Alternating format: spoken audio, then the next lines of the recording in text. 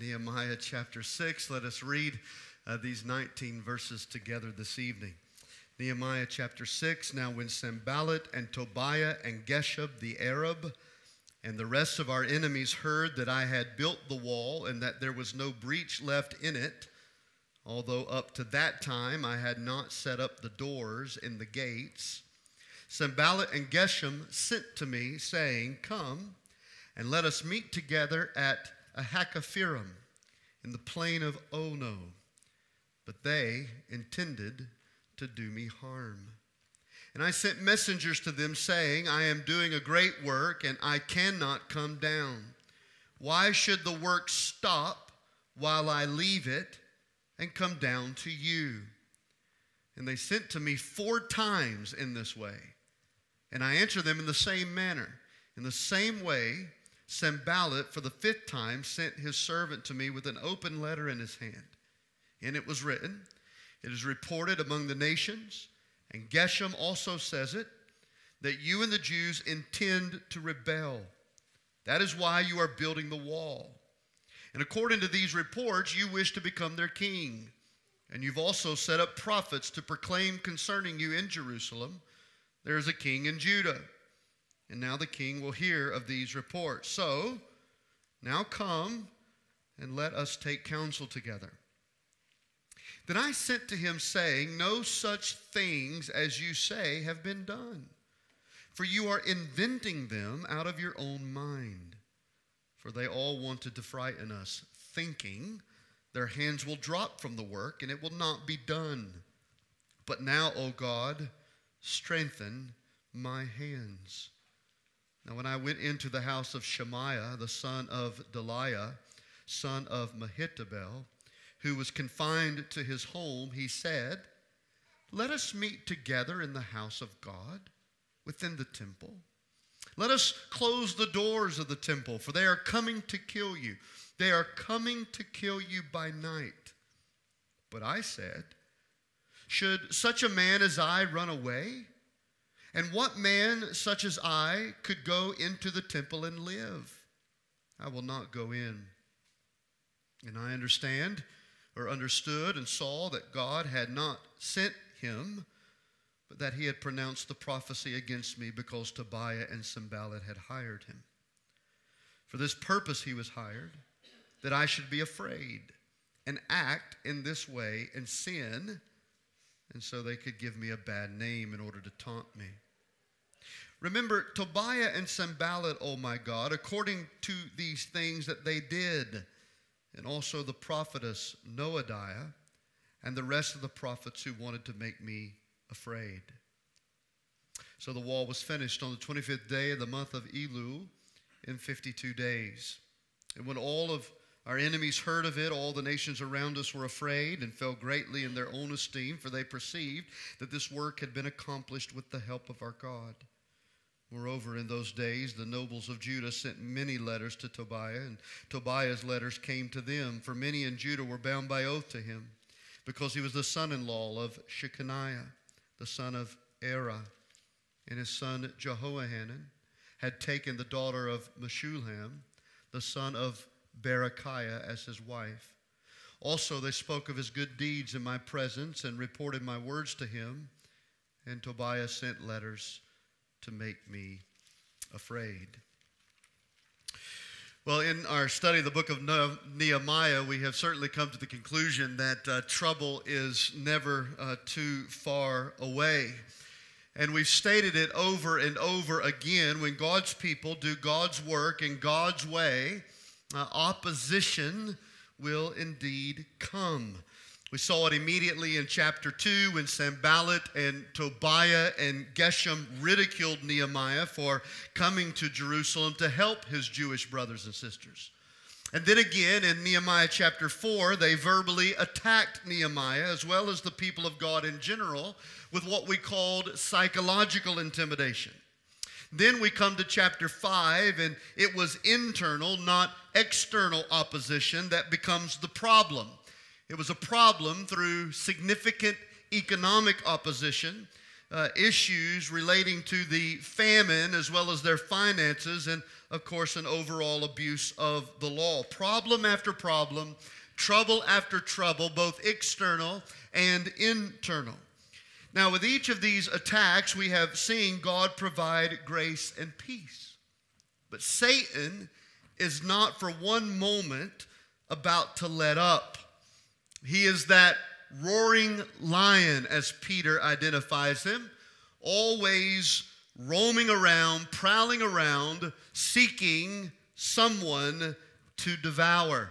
And the vessels that he is choosing to use here in the story of Nehemiah are the men Sanballat, Tobiah, and Geshem. And those vessels are more than willing to renew their determination to undermine Nehemiah and the work of rebuilding the wall. So perhaps this is a good time to just pause and remind ourselves as to why they're opposing the construction of the wall. You see, an unwalled city is a vulnerable city. It's a defenseless city. It not only brings economic challenges to that people, but it opens them up to hostile takeovers, especially in a time where there's not much diplomacy between nations and leaders. So their enemies wanted nothing more than for Jerusalem to remain an unfortified city in order to keep them under their thumb, so to speak. But again, as we've mentioned, especially in the beginning of our study, we know this is not just about walls. This is about the glory of God. It's about God's glory being restored to the people of God in the city of Jerusalem. And of course, Satan's one ambition, regardless of their various strategies and the vessels that he uses, whether we're dealing with broken walls or broken people, Satan's one ambition is to always trample on the glory of God. And that is why we see Satan not letting up 1 ounce as it relates to his antagonism against God's man, God's people, and God's work. So as we consider the 6th chapter of Nehemiah, what I want to do tonight is explain the chapter under 3 headers and then give us 3 points of application to take home with us. The first header is this. We see, first of all, persistent opposition. Persistent opposition. Now, the wall was nearly finished according to verse 1 of chapter 6. Only the doors to the gates were left to be finished. So in the minds of Sanballat and Tobiah and Geshem, it's kind of a now or never scenario. If we don't act now, then we're going to lose our opportunity to gain an advantage over this people, over the city of Jerusalem. So looking at a now or never situation, they begin to employ several strategies, some of which they're reusing, but they're stepping up their aggression, so to speak. The first strategy is manipulation.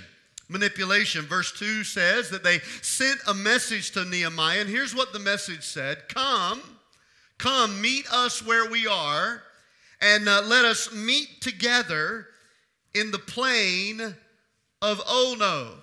The plain of Ono. So the name of the plain should give us at least a little bit of indication as to why this is probably a situation to avoid. Just say no to Ono.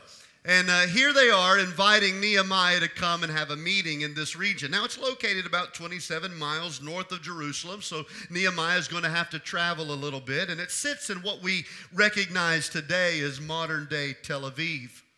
On the surface, it appears to be an invitation to a friendly meeting, perhaps a concession speech by the enemy nations, or to initiate some type of agreement, whether it be regarding trade or commerce, especially since it was evident that the wall was going to be complete.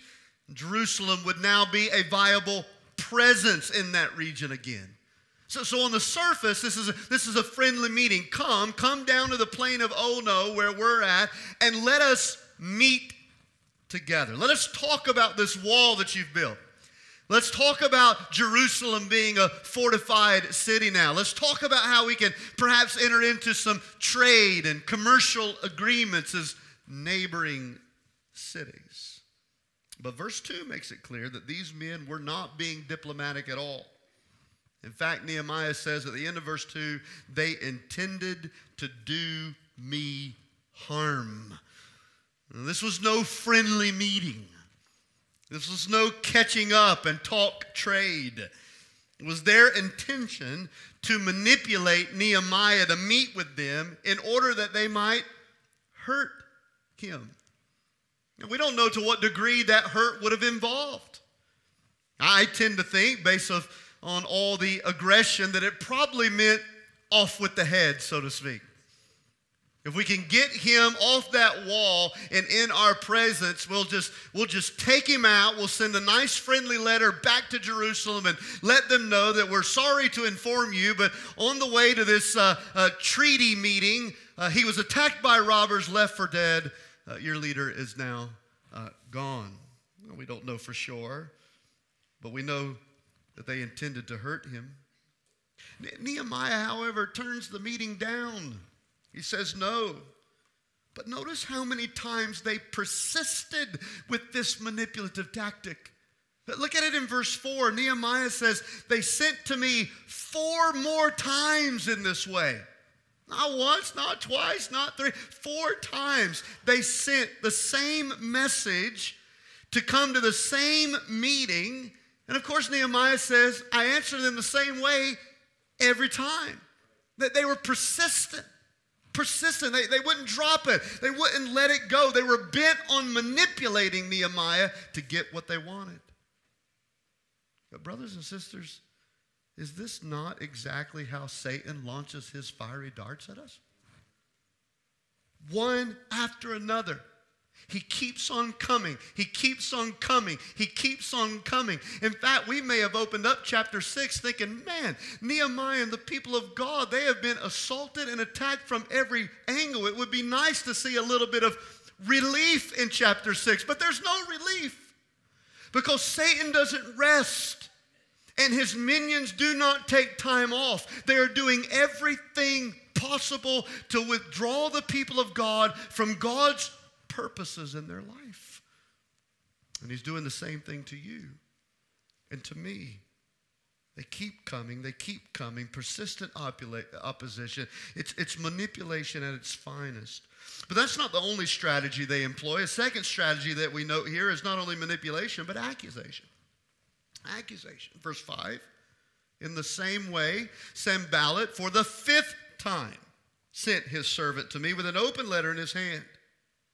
This time, here's what it said, verse 6, in it was written, it is reported among the nations. Let me just stop right here and point out that this is a classic case of the whole people have been saying mess. You know what I'm talking about? It's vague, it's inaccurate, that they're false accusations that are oftentimes raised by 1 or 2 people, but disguised as the majority perspective. I mean, he really launches out big here. The nations, the world, everybody, they're reporting this, they're saying this, they're talking about this, and from there it's slander. Verse 6, it's reported among the nations, you and the Jews intend to rebel. He specifically means here, rebel against Persia, which is giving the authority and oversight to the Jewish people in this time. You Jews, you intend to rebel. That is why you're building the wall. And according to these reports, you, Nehemiah, wish to become their king. And you've also set up prophets to proclaim on that day concerning Jerusalem, there's a king now in Judah. So now come, let's talk about these reports. Let's talk about what everybody's saying. Of course, it's all a lie, intended to usurp Nehemiah. Verse 8, he specifically calls them out. He said, you are inventing these things out of your own mind. This is not true. You're making this up. You're coming up with this.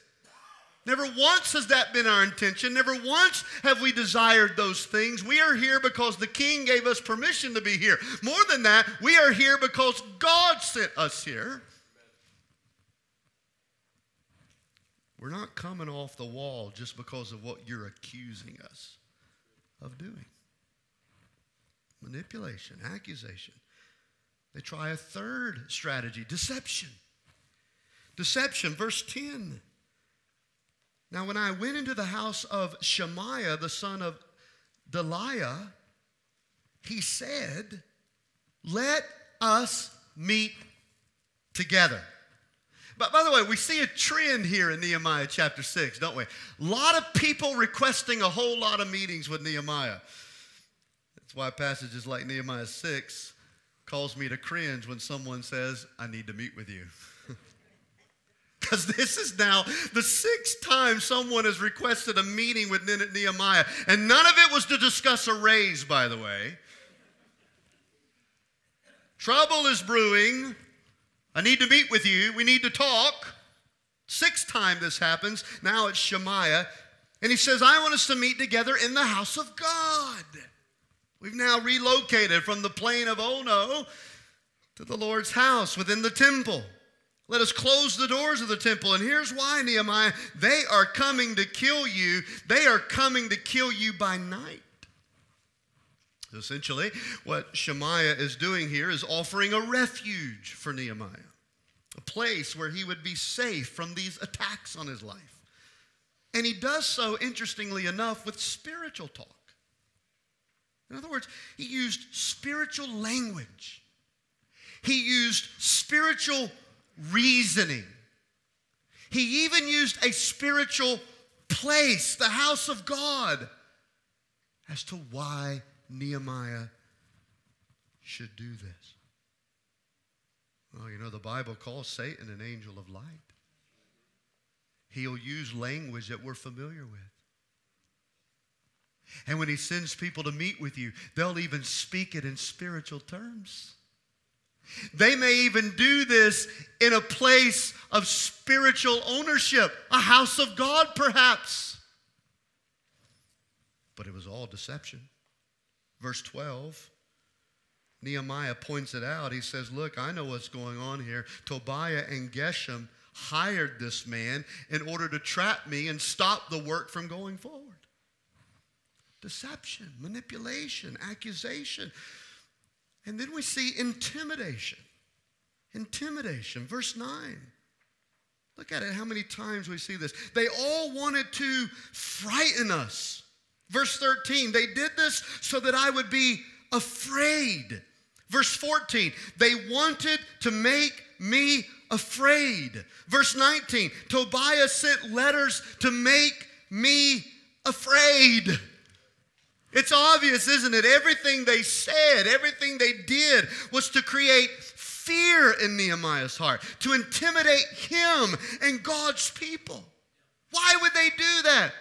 Verse 9. They wanted to make them afraid, thinking that their hands will stop from the work and it will not be done. They intimidate in order to terminate. And the strategies of the evil one are once again obviously clear. They are persistent and they are varied. And it's a reminder of where we stand in this battle against him tonight. Satan is not for you. He is against you. He is actively against you. He is bringing about whatever tactic he must to get you, yes, you, to drop your hands from God's work on your life, to drop your hands in raising godly children, and dropping your hands in establishing a godly marriage, dropping your hands in ministry and service in the local church. If he has got you not using your hands, he's got you right where he wants you. Let's not talk about what you used to do in the work of the Lord. What are you doing now? Where do you serve in this church? Where do you serve? Where are your hands being busy building the work of God? You say, well, Pastor, I don't serve anywhere. I'm not doing anything. Well, congratulations. You're right where Satan wants you. You have dropped your hands. And that's exactly what he was trying to get Nehemiah to do. Because he is against you. And he hates you. And more than that, he hates the glory of God. And we are a part of this life to bring God glory. Persistent opposition. But write down number 2. Here's the second header. Faithful perseverance. Faithful perseverance. Now, Nehemiah weathered this opposition, as we would say. He persevered. Think about it. They attempted to manipulate him, but what did he do? He stayed focused on the work. Verse 3, I sent messengers to them saying, I am doing a great work and I cannot come down. Why should the work stop while I leave it and come down to you? Nehemiah believed that the work of God was the greatest work in all the world. He was not about to stoop down to their level and engage in any distraction that would have kept him from doing what God had put in his heart to do. I can read through this, Nehemiah says. Why should I pull away in disobedience from God in doing what I'm supposed to do, where God has put me to do it, and come down with this frivolity engagement with you? Why should I do that? It's one of the greatest anthems of perseverance in all the Scripture. I am doing a great work, and I cannot come down. They manipulate him. Or at least tried to, but he stayed focused on the work. They falsely accused him, but he prayed. He prayed with dependence upon God for the strength to persevere through the slander. Oh, this should not surprise us. We've been seeing Nehemiah pray since we opened up the first few verses of chapter 1. He was a man of prayer.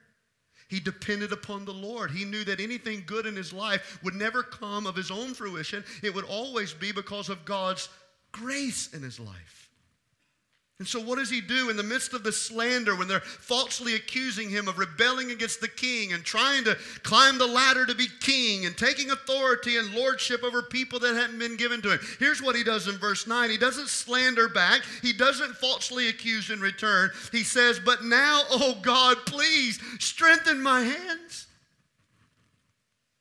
He faced what many of us face when perhaps we're being slandered and opposed and shot at. He feels himself getting weak. He feels himself falling under the pressure of trouble. And so he turns to God and he says, oh God, please strengthen these hands. Help me persevere through the trouble. They tried to deceive him into compromising his work, but what did he do? He remained vigilant and discerning about his enemy's tactics. Verse 11, I will not go in. Remember, this comes upon the invitation to go into the house of God where he would be safe from them taking his life. He said, I will not go in, for I understood and saw that God had not sent him. God had not sent this man to me to give me this message. Now, I think this is a very important part of Nehemiah's character and his leadership. He was not a clueless leader. He exercised discernment about what was being said, understanding that not everything is as it appears to be. He knew that God wasn't in this invitation. He knew that God wasn't in this meeting. He knew that God had not arranged this situation. So he says, look, I can read right through this. I'm not going to be or to do what God doesn't want me to do. They attempted to deceive him, but he remained vigilant. They tried to overwhelm him with fear, but he yielded that situation to God. Verse 14, remember Tobiah and Sanballat, oh my God, according to these things that they did. In other words, he yielded his opponents to the perfect wisdom of God. He committed it to the great judge. Faithful perseverance. He didn't come off the wall. He didn't quit. He didn't take matters into his own hands. He remained focused. He prayed, was vigilant, and yielded the whole work to God. And that is why we see, and here's the third header, finished work. We see persistent opposition, faithful perseverance, and then we see finished work or mission accomplished. Verse 15, so the wall was finished. And what's remarkable is that it was finished in such a short amount of time. 52 days. 52 days. I should have asked Dale prior to this message how many days on average it takes to build a house. Are you able to tell me that? Right now it's taking about 210. Okay, so think about this. 200 plus days to build a new house right here in our backyard, and Nehemiah and the people of God built an entire walled complex around the city of Jerusalem in 52 days. It was remarkable. A project that many thought would never be done, but is now finished. And as soon as it was finished, I don't know if you saw it in our reading a moment ago, but in verse number 16, Nehemiah's enemies have a little change of tune. And when all our enemies heard, of course, that the wall was finished, all the nations around us were afraid and fell greatly in their own esteem. Change of tune, right? They spent so much energy attempting to instill fear in Nehemiah's heart, but now that the work is finished, fear has moved into their hearts. Why? Well, for one, Jerusalem is now a stable city. It's a fortified city. It is a city that is now secure, something the surrounding enemy nations did not want to happen. They couldn't control them if they were unwalled. But now they're stable, now they're secure, now they're growing in strength. But there's another reason for their fear. Because Jerusalem's new status and condition gave evidence that this was something God did for them. Something only God could do. Look at it in verse 16. They perceived that this work had been accomplished with the help of our God. This is the enemies perceiving this. It was such a remarkable undertaking that they were overwhelmed with fear, acknowledging the fact that what they just saw happen in the last 52 can only be explained in divine terms. It was miraculous. It was incredible. All they could say was, God did this. God did this. This had to be a God thing. Nehemiah and the Jewish faithful finished the work that God had led them to do.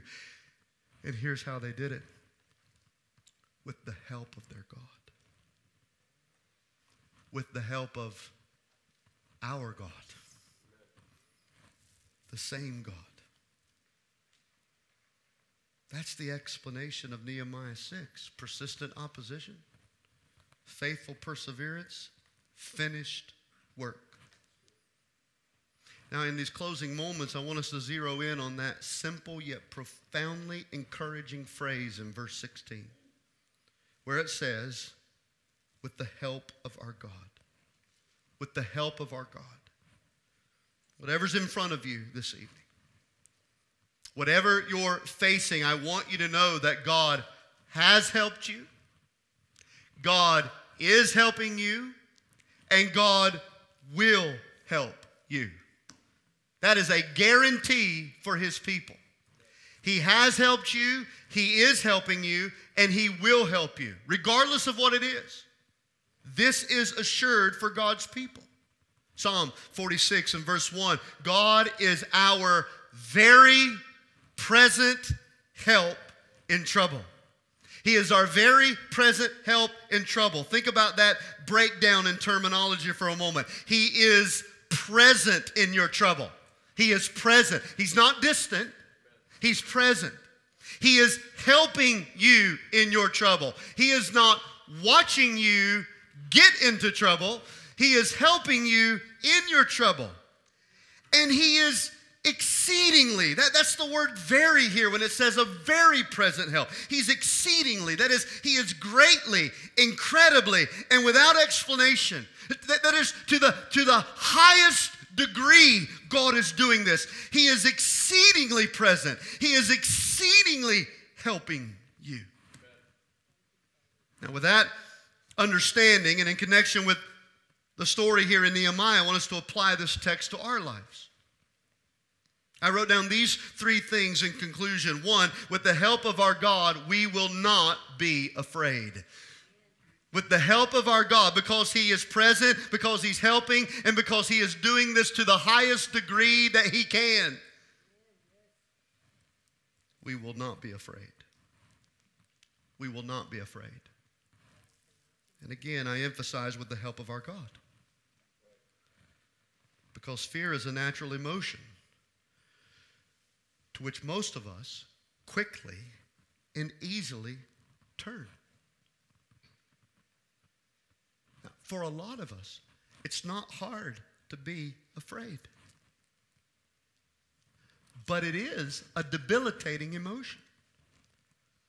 And that's exactly what Nehemiah's enemies were counting on. 4 times our text describes the opposition of Nehemiah doing their best to instill fear.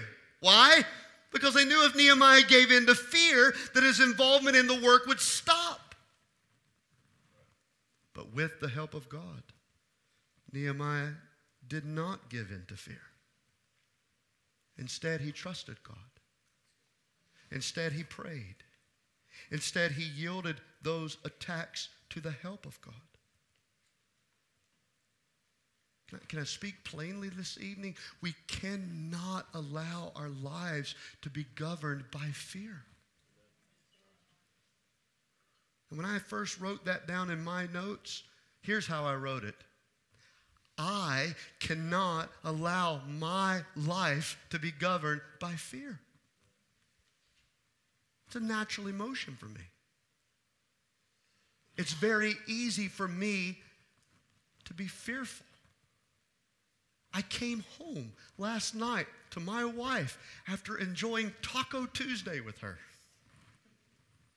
expressing what I felt to be insurmountable fears that I had faced just yesterday.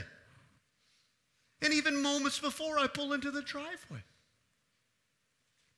I have to regularly, as I did this morning getting out of the shower, say, Lord, with your help today, I will not be afraid.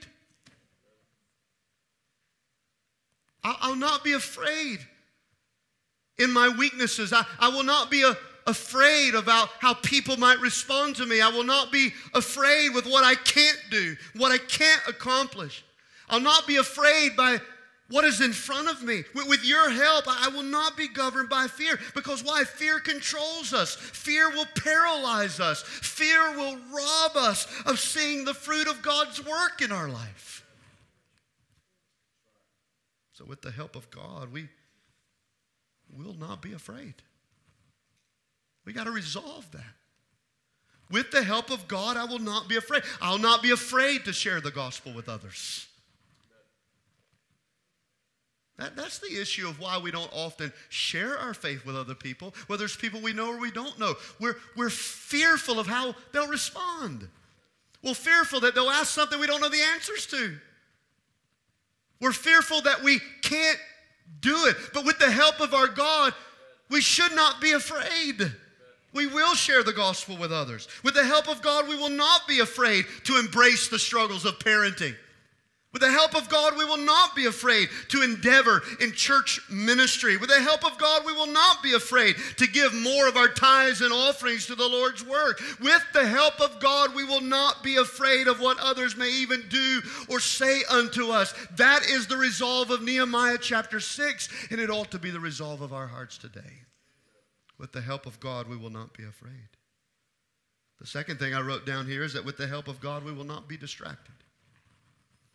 With the help of God, we will not be distracted.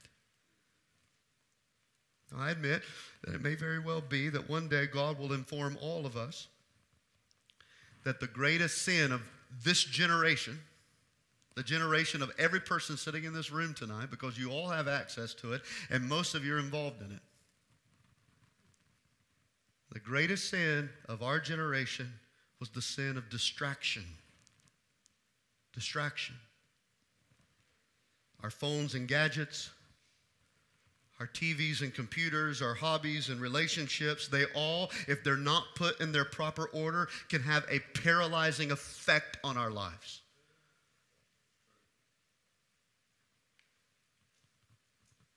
They can have a paralyzing effect on our marriages. They can have a paralyzing effect on our church commitments, our Bible reading, our prayer, and a host of other things. With all the mindless scrolling that we do, and I'm including me in this, with all the mindless scrolling that we do for hours at a time, I think we're going to find out in the end, on Judgment Day, that we had plenty of time to nurture our spiritual disciplines, but we were just too distracted. We had to let everybody know what we had for supper that night. We had to make sure that we've watched all the reels at least twice before we go to bed, in case we didn't miss one. We got to get the kids to that ball tournament on Sunday, because they're going to play in the majors one day. We become so distracted. It's not because we don't have time to read our Bibles, or we don't have time to volunteer in the church, or we don't have time to pray, or we don't have time to date our spouses. It's just that we're too involved in so many other things. Technology isn't the only distraction in life. All of these meetings that the enemy nations were inviting Nehemiah to come off the wall in order to attend were just distractions to get him to stop the work. Again, Nehemiah was not a clueless leader. He was not a mindless leader. He exercised discernment. And discernment is a necessity that is not used as often as it's required today. By the way, discernment is not skepticism. It's not cynicism. There's a reason why we put filters on my kids' phones. It's because, yes, I am trusting God, but I am also exercising discernment to do what I can as a parent to protect them from the evil one. It's not cynicism. It's not skepticism. It's not negativity. It's the ability to see things through the lens of God's Word. And it's not just understanding the difference between right and wrong, but it's also saying what is wise and unwise. What's wise and unwise. And in Nehemiah's case, it was his ability to look beyond what appeared to be harmless in these meetings to see the danger of his potential involvement. That if he goes and he engages and he has this coffee with these people, it's going to cost him his life. And worse than that, it's going to affect the glory of God on the people of God. What's the answer? The answer is staying focused on God's Word so that distractions don't overcome us. It's staying focused on the will of God for our lives as parents, as followers of Christ, so not to be clueless. We're so naive. But all it should take is just to remember for just a little while, just a little while, how you skirted the rules at your age. Their age, rather. We're so clueless. We're so mindless about the potential distractions that take us away from where God has put us and what He's called us to do. But with the help of God, we won't be distracted.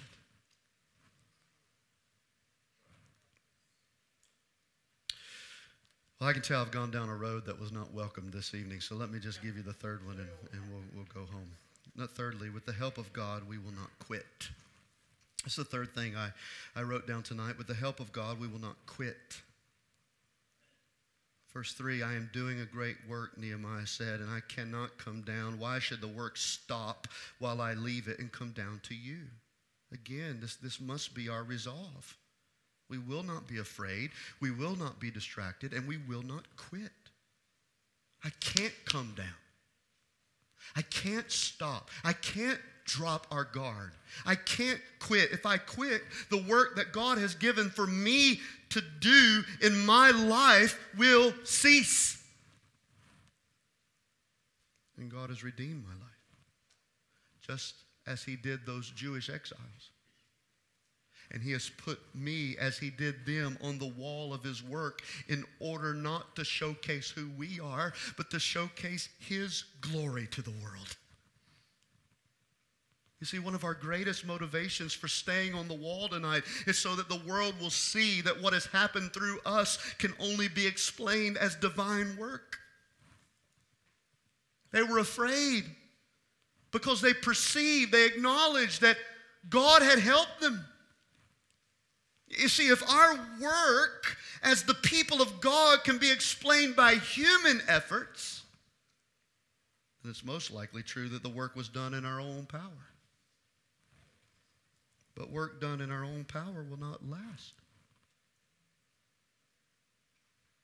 Parenting in our own power will go awry. So we do what we do with the help of our God. And with the help of our God, we do not quit. Because we want God to do God things in our life that can't be explained by our education and our skills and our personalities. We want God to do things in our lives, in our homes, in our families, in our church, in this world that can only be explained by him. I want to ask you, church family, to join me in praying more God-sized prayers. Prayers that will cause both you and others to conclude that in your life and in our church, God was most definitely involved.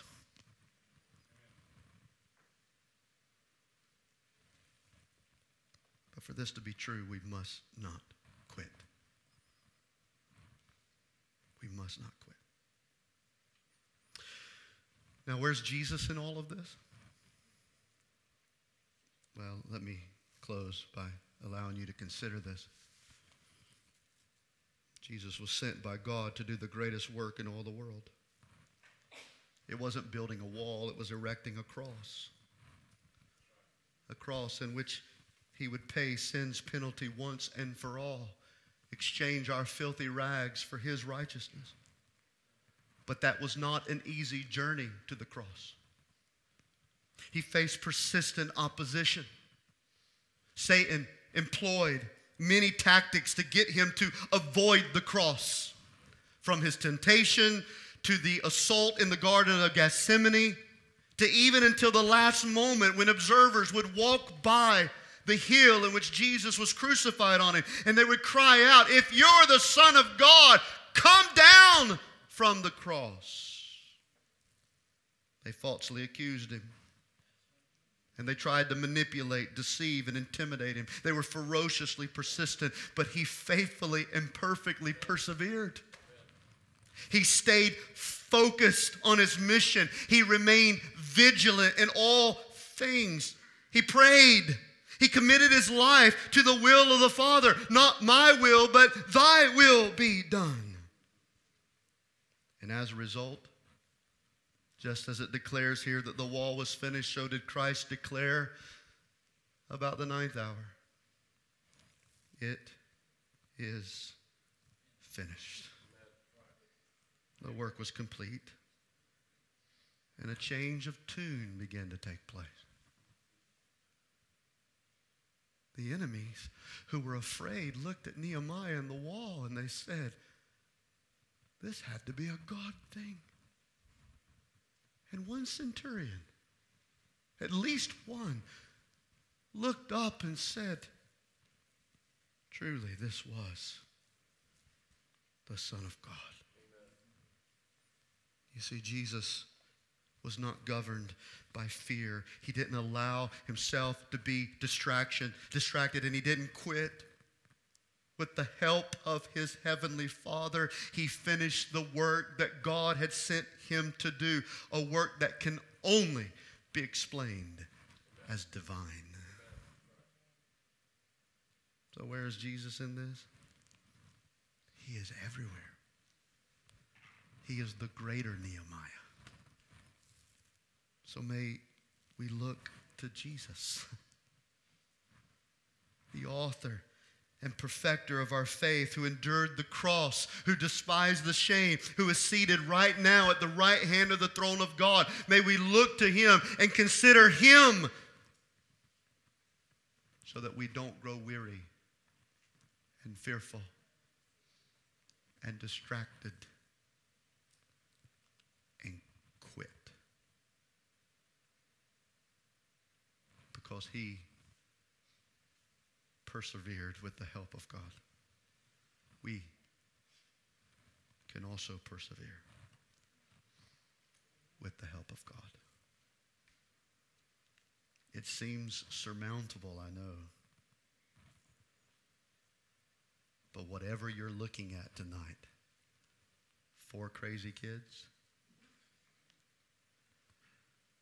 economic pressure, family turmoil, or just a dirty house and piles of laundry, with the help of our God, you can finish the work God has called you to do. Let's bow our heads for prayer together tonight.